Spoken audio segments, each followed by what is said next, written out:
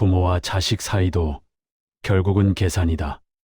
아들이 태어나면 서로 축하해 주지만 딸이 태어나면 섭섭해하는 것은 부모가 악해서가 아닙니다. 아들은 훗날 집안을 일으키고 나를 부양할 이익이 있다고 계산하기 때문입니다. 가장 가까운 혈육인 부모 자식조차 무의식 중에 이익을 따지는데 하물며 남이야 오죽하겠습니까? 이것은 2200년 전 중국의 냉철한 사상가 한비자가 인간의 본성을 꿰뚫어 보고 남긴 섬뜩한 통찰입니다. 우리는 평생 사람을 믿음과 의리로 사귀어야 한다고 도덕책처럼 배웠습니다. 하지만 현실은 어떻습니까? 믿었던 친구에게 보증을 서줬다가 집을 날리고 효도하겠다는 자식에게 미리 재산을 물려줬다가 뒷방 늙으니 신세가 되는 일이 허다합니다. 그때 가서 사람을 원망하고 가슴을 쳐봐야 아무 소용없습니다. 본래 인간은 이익을 따라 움직이는 존재이기 때문입니다.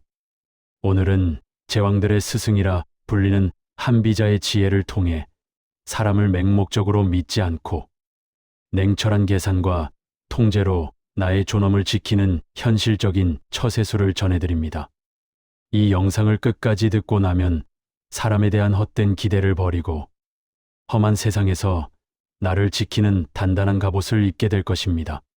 첫째, 사람의 선한 마음이 아니라 이익을 믿으십시오.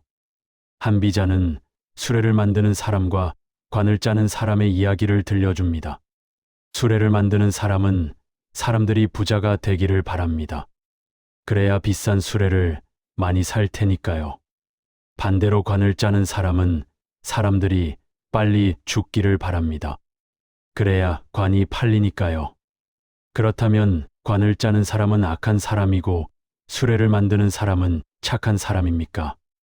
아닙니다. 그저 자신의 이익을 바랄 뿐입니다. 사람이란 그런 존재입니다. 나에게 잘해주는 것은 나를 사랑해서가 아니라 나에게 얻을 것이 있기 때문일지도 모릅니다. 나이 들어서 가장 조심해야 할 것이 바로 사람의 이유 없는 호의입니다. 갑자기 친한 척 다가오는 옛 지인, 평소엔 연락도 없다가 살갑게 구는 며느리, 사업 자금이 필요할 때만 효도하겠다는 자식의 말만 덥석 믿지 마십시오. 그들의 미소 뒤에 어떤 계산기가 돌아가고 있는지 냉정하게 꿰뚫어 봐야 합니다. 사람을 미워하라는 뜻이 아닙니다. 인간의 본성이 원래 이기적이라는 사실을 있는 그대로 인정하라는 것입니다. 이익이 있으면 모이고 이익이 없으면 흩어지는 것이 세상의 이치입니다. 그러니 사람이 떠나간다고 해서 배신감을 느낄 필요도 없고 곁에 있다고 해서 너무 기뻐할 필요도 없습니다.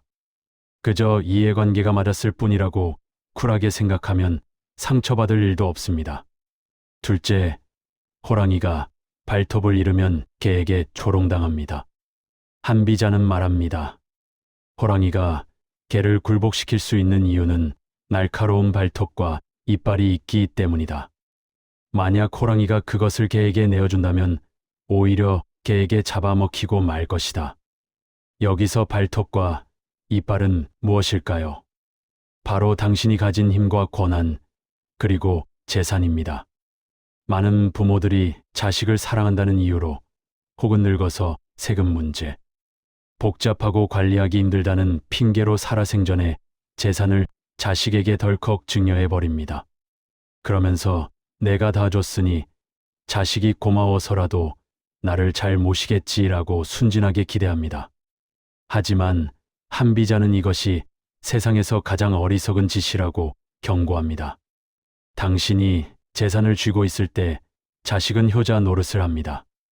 하지만 당신이 빈털터리가 되는 순간 당신은 더 이상 무서운 호랑이가 아니라 귀찮은 늙고 병든 고양이 취급을 받게 됩니다.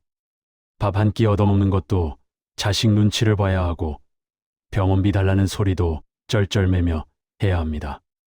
힘은 나눌 수 있는 것이 아닙니다. 권위는 당신이 쥐고 있을 때만 빛이 납니다. 당신의 노후를 지켜주는 것은 자식의 효심이 아니라 당신의 주머니 속에 있는 든든한 노후 자금입니다. 비정하다고 욕하지 마십시오. 이것이 냉혹한 현실입니다. 죽는 순간까지 당신의 도장과 통장은 당신이 꽉 쥐고 있어야 합니다. 그래야 자식에게도 끝까지 대접받고 세상에도 무시당하지 않습니다. 셋째, 아랫사람에게 속마음을 들키지 마십시오. 한비자는 군주가 신하에게 자신의 좋아함과 싫어함을 드러내면 신하는 그에 맞춰 가면을 쓴다고 했습니다. 내가 무엇을 좋아하는지 알면 아첨을 떨 것이고 내가 무엇을 싫어하는지 알면 그것을 교묘하게 숨길 것입니다. 가정에서도 사회에서도 마찬가지입니다. 당신이 속을 훤히 드러내면 상대방은 당신을 조종하려 듭니다. 당신이 외로움을 많이 탄다는 것을 알면 사기꾼들은 다정한 말벗인 척 접근해 당신의 마음을 훔칠 것입니다. 당신이 자식 자랑, 인정받고 싶어 한다는 것을 알면 입에 발린 칭찬으로 당신의 지갑을 열게 할 것입니다. 그러니 속을 감추십시오. 깊은 연못처럼 고요하게 침묵하십시오. 당신이 무슨 생각을 하는지 상대가 모르게 하십시오. 기분이 좋아도 헤헤거리지 말고 기분이 나빠도 즉시 화내지 마십시오. 그래야 상대방은 당신을 두려워하고 조심하게 됩니다.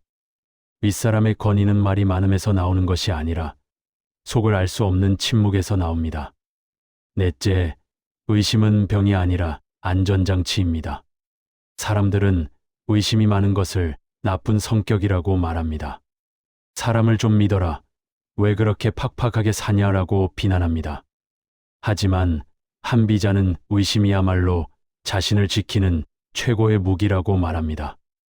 믿는 도끼에 발등 찍힌다는 속담이 왜 있겠습니까? 믿었기 때문에 찍힌 것입니다. 애초에 믿지 않고 경계했다면 발등 찍힐 일도 없었을 것입니다. 아무도 믿지 않는다는 것은 참 외로운 일입니다. 하지만 그 외로움이 당신의 안전을 보장합니다. 세상에 공짜는 없고 이유 없는 친절은 없습니다. 누군가 당신에게 이거 무조건 돈 버는 거야 라고 달콤한 제안을 한다면 의심부터 하십시오. 너무 좋은 조건은 사기일 확률이 99%이고 너무 친절한 사람은 꿍꿍이가 있을 확률이 높습니다. 돌다리도 두들겨보고 건너라는 말처럼 사람 관계도 끊임없이 두드려보고 확인해야 합니다.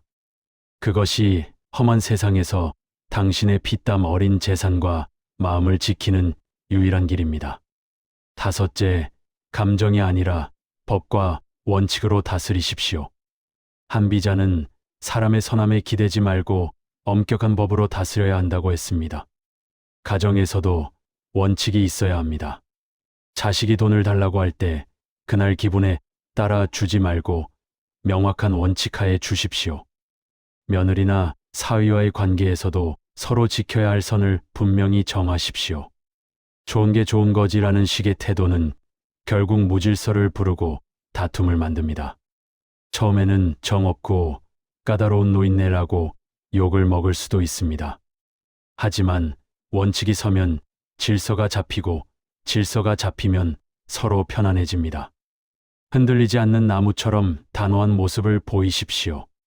감정에 휘둘리지 않고 원칙대로 행동하는 어른을 누구도 함부로 대하지 못합니다. 정에 호소하지 말고 이치에 따르십시오. 마지막으로 한비자는 우리에게 조언합니다. 교묘한 속임수는 서툰 성실함만 못하다.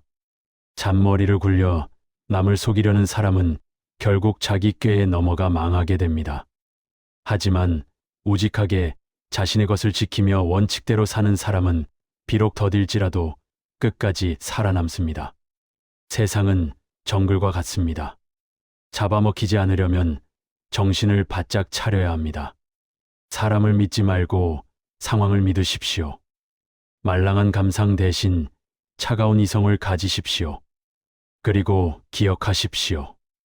당신을 지켜주는 것은 타인의 변덕스러운 마음이 아니라 당신 스스로 쥐고 있는 힘과 지혜라는 사실을 말입니다. 당신이 호랑이의 발톱을 꽉 쥐고 있는 한 세상 그 누구도 당신을 얕보지 못할 것입니다. 강한 자가 살아남는 것이 아니라 살아남는 자가 강한 것입니다. 부디 냉철하게 살아남으십시오. 지금까지 인생을 부탁해였습니다.